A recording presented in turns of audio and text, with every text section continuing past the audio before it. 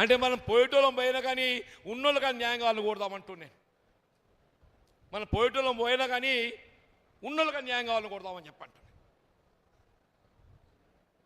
దయచేసి నేను మరొక్కసారి ఇవాళ నేను సమర్పించబోతున్న రాజీనామా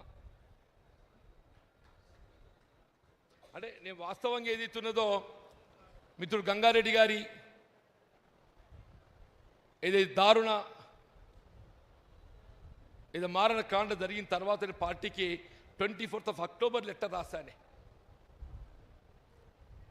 దానికి తోడి రోజు ఈ మధ్యకాలంలో జరిగిన పరిణామాలు సింపుల్గా ఏదైతుందో వివరిస్తూ నా రాజీనామా పత్రాన్ని విడుదల చేస్తున్నా. దయచేసి మా మిత్రులు సహచరులు ఇంతకాలం నాకు తోడు ఇచ్చినటువంటి ఒక మిత్రులందరినీ కూడా నాతో తోడు నిలవాలని చెప్పని నా తోడు నిలవడానికి ముందుకొచ్చే సంసిద్ధంగా ఉన్నటువంటి ఒక సహోదరు అందరినీ కూడా చెయ్యెత్తాలని కోరుతున్నానే.